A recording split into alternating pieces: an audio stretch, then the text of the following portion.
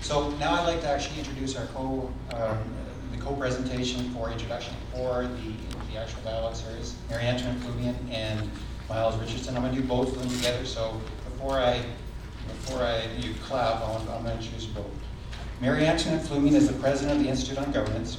She holds this distinction of being the first Deputy Minister of Service Canada. And Ms. Flumian has over 20 years' experience of large-scale operational experience in the economic, social, and federal provincial domains. She has held many varied roles during this time: Assistant Deputy Minister of Policy, Strategic Planning, and Consultation at the Department of Fisheries and Oceans, Senior Assistant Deputy Minister for Western Economic Diversification, and Executive Advisor on Federal Nunavut Relations. And Maryantonett Flumian, before I've said this, likes to be called MF. As well, I'd like to introduce you Mr. Miles Richardson, who's a citizen of the Haida Nation in Canada. From 1984 to 1996, he served as President of the Haida Nation. He was a member of the British Columbia Claims Task Force from 1991 to 1993. Mr. Richardson was a member of the First Nations Summit Task Group, which is an executive body representing First Nations in BC. In October 1995, Mr. Richardson was nominated for the summit and appointed a commissioner of the BC Treaty Commission. In 2007, he was named Officer of the Order of Canada. Mr. Richardson is a board member for the Canadians for a New Partnership, and I call him Mr. Richardson. With that, I'd like to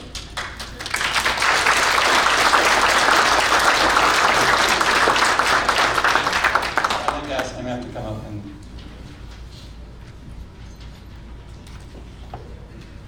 Thank you very much, Barry, Dan Brandt, and the whole team that's brought us together today. I, too, would like to recognize the Algonquin Nation, whose traditional territory we are holding this gathering. And I'd like to thank Elder William for his great prayer today. Thank you all very much for participating in the launching of this, what we hope will be an exciting dialogue series.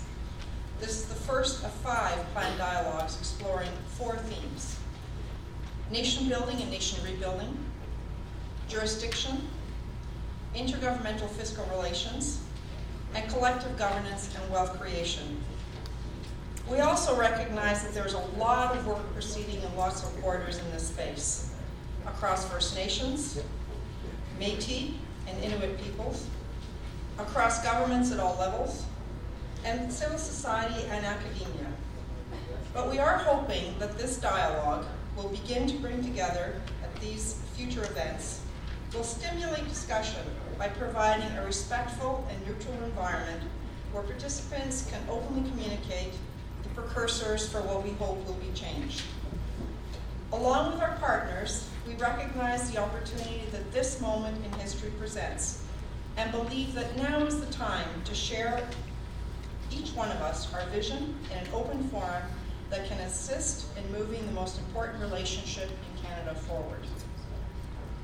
The federal government is committed to pursuing a nation-to-nation relationship based on recognition of rights, respect, cooperation and partnership with Indigenous peoples in Canada, acknowledging this as both the right thing to do and the path to economic and social growth.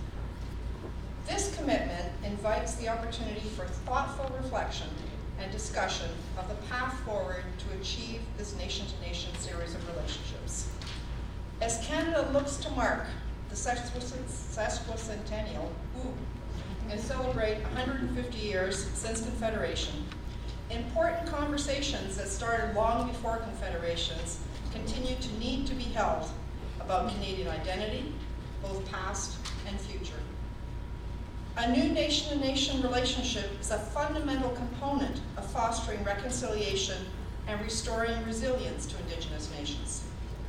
Over the course of the past 30 years, from Section 35 negotiations through the Royal Commission to the recommendations of the Truth and Reconciliation Commission, Indigenous leadership has articulated the many aspects of what the nation-to-nation relationship means. Establishing a new relationship with the Crown for all 3 groups includes Indigenous self-government founded in self-determination, legal capacity, access to resources, the recognition of inherent Aboriginal and Treaty rights, as well as the ability to exercise and implement inherent rights and responsibilities. Treaty renewal, treaty implementation, fiscal arrangements, and resource revenue sharing. And finally, closing that very important social and economic gap that's faced by First Peoples across this land.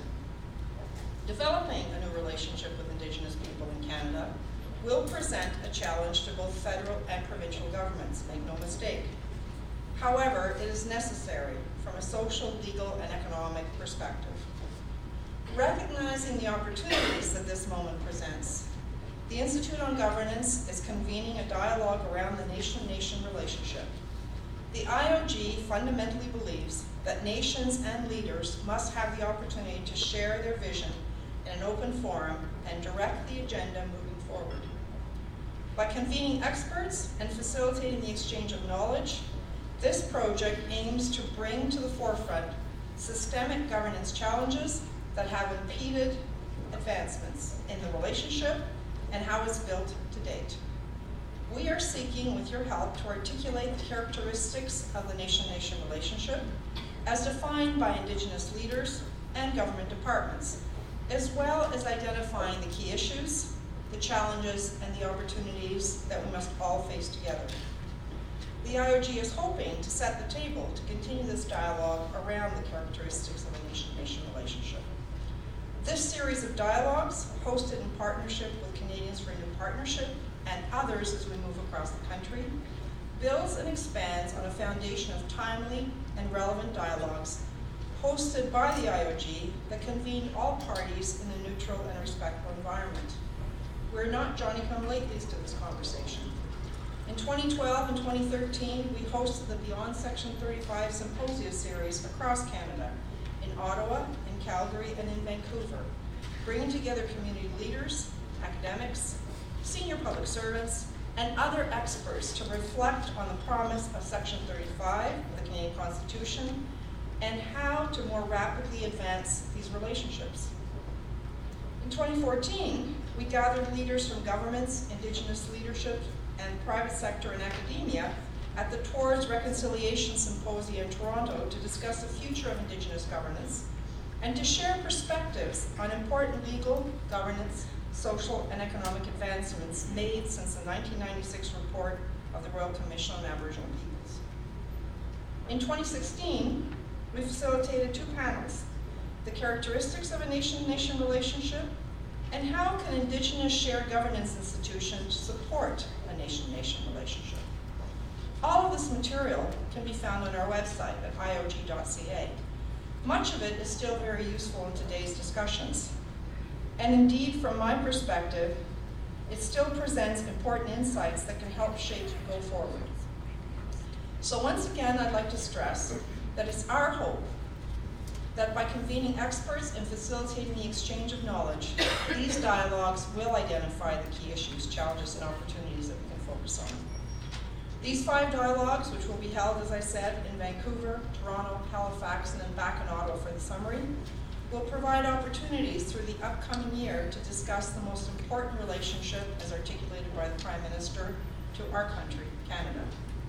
We would encourage you to review the background paper, which is on the USB keys in front of you, that you received when registering. It's an excellent paper, if I do say so myself, that provides an overview of the series. The focus of this dialogue, nation building and nation rebuilding, can be found in the early parts of the paper up to page 9. This discussion paper focuses on the 4 themes that are central to the nation-nation relationship: nation building and nation rebuilding, the issues of jurisdiction, the new intergovernmental fiscal relationships that are required, and wealth creation and the promises to forge a new nation-nation relationship with Indigenous peoples across Canada as ever a priority, not only for the federal government, but for all of us. But we know that this will not happen overnight. The foundation of an effective relationship is trust and mutual respect. Government needs to work to develop a blueprint with tangible objectives for renewing this relationship. Relationships must transform before systems can transform. Moving forward with structured and respectful dialogues can help provide the basis for greater prosperity and the realization of the full potential for a changed relationship between Indigenous peoples across Canada and the rest of Canada. As Justice Murray Sinclair has noted, reconciliation is about forging and maintaining respectful relationship. There are no shortcuts. So again, in the words of our Elder William and his great prayer, good hearts, good minds, and good spirits should guide our discussions and our conversations in this fora and in the next fora to follow. Thank you very much for being here. We very much need your participation. I hope you all do enjoy the very wonderful lineup of panelists and speakers who have graciously provided their time to be here and offer their valuable insights. So thank you again for being here. And now I want to turn the floor over to my dear friend, Miles Richardson.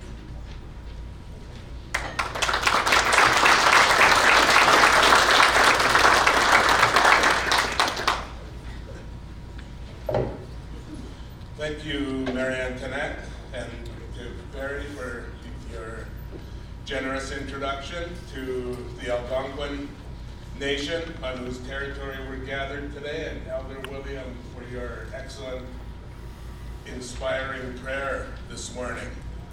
I am Miles Richardson. I am Kilslag Kaji. I'm from the Eagles of Jot of the Haida Nation on the West Coast.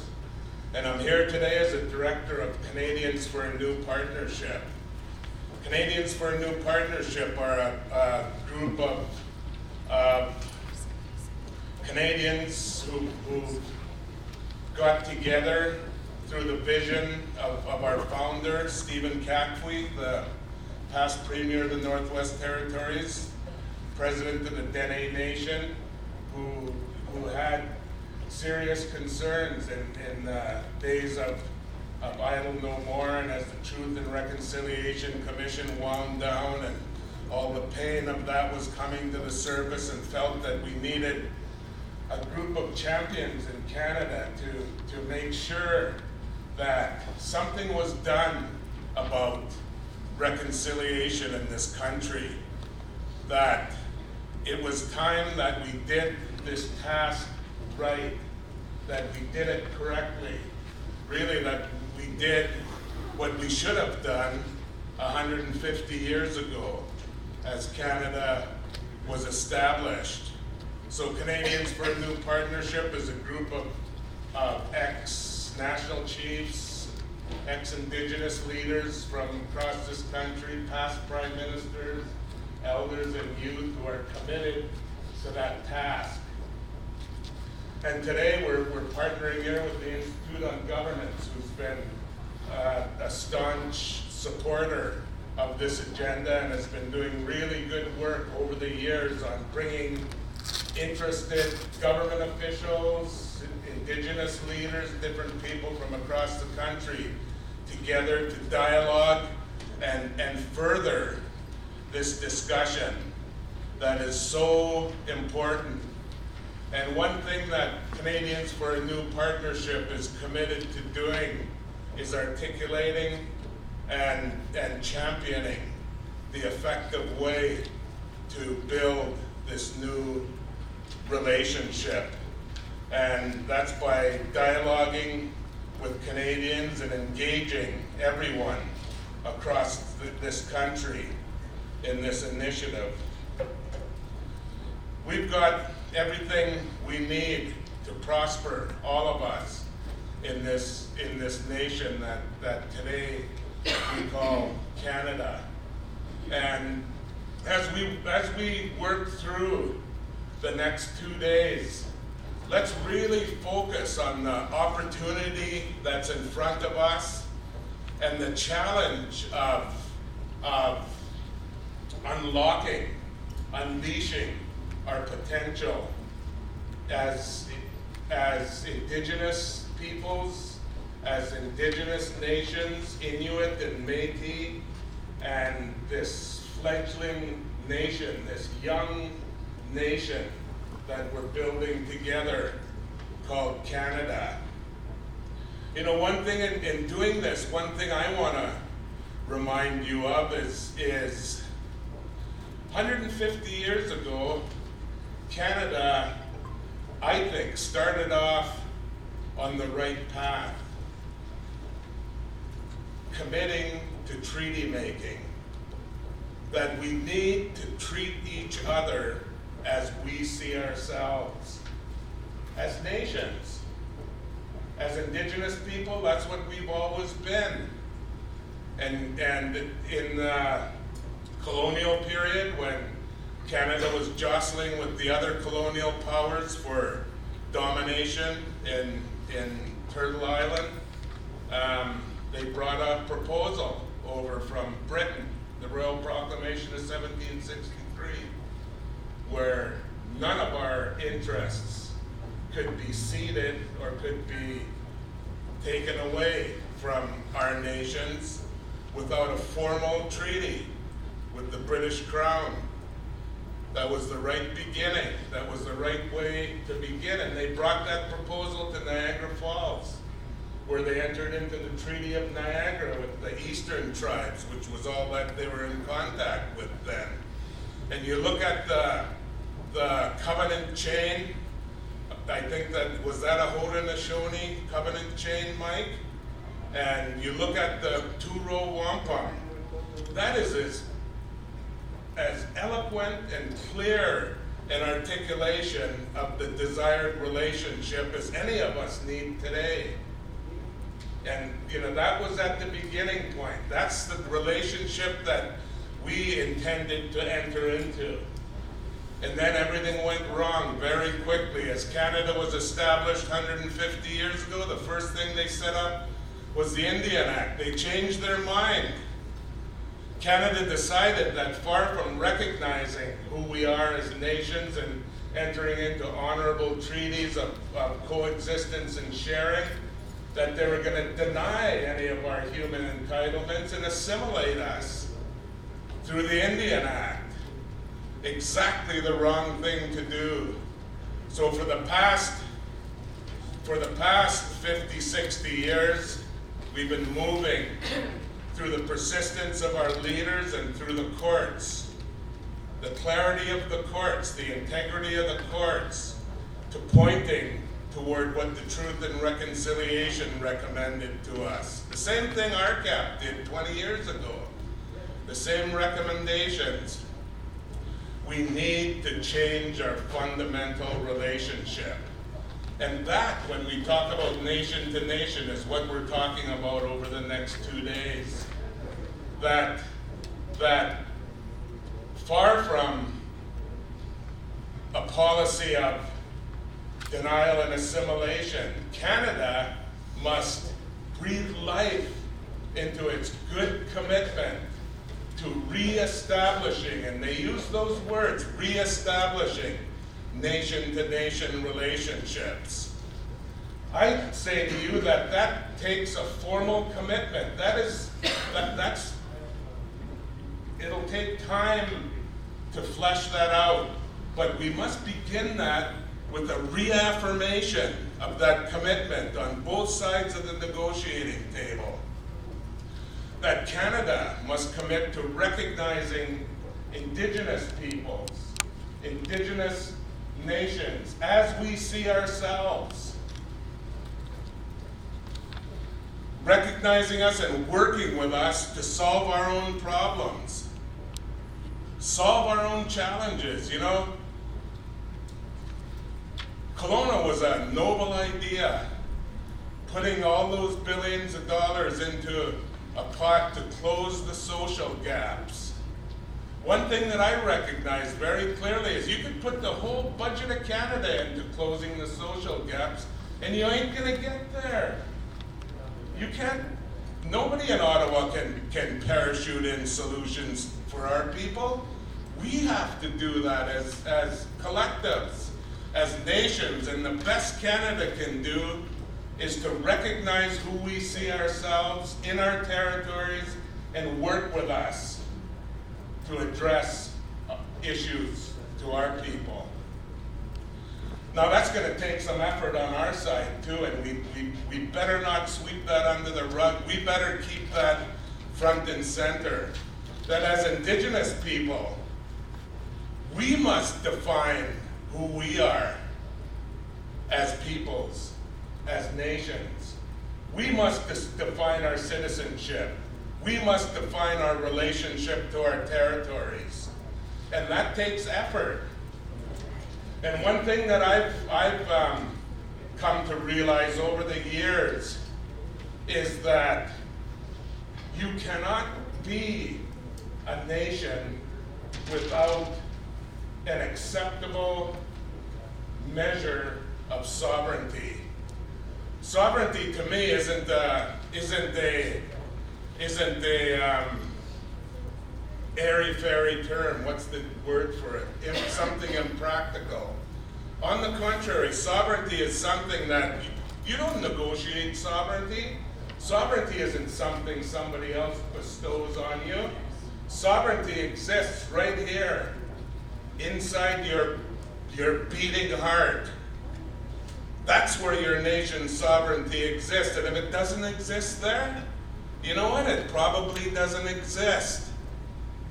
We have to stand up and express that, and stand up and let Canada know who we are as nations, and call them forward and challenge them on this relationship. I remember a little over a year ago, and again in Niagara Falls, Canada's Justice Minister, Jody Wilson-Raybould, came out and said, we recognize UNDRIP, the United Nations Declaration. We're committed to nation. We need to come to the table, but you have to define yourselves as First Nations. It's the same thing RCAP said 20 years ago. RCAP said, we're not 600 and something First Nations, we're about 50 to 60 across this country. And it's up to us to figure that out. So I really appreciate the positive energy that's come together, that you've brought together today, Maryantonett, and your team, together with Canadians for a New Partnership. What an impressive group to begin addressing this issue, and I'm really look forward to the results of this dialogue, of this discussion. Later this afternoon, Minister Bennett will be here, and you know, maybe she could take some messages back to her cabinet colleagues, because it's time that we built this new relationship, and the point of departure is now. I don't believe that we can go down both paths at the same time, the colonial and the nation to nation. We need to make a choice and go at it full bore. Good luck on the next 2 days. I want to thank each and every one of you for being here, and thank you for the opportunity to make some opening remarks. Hawa.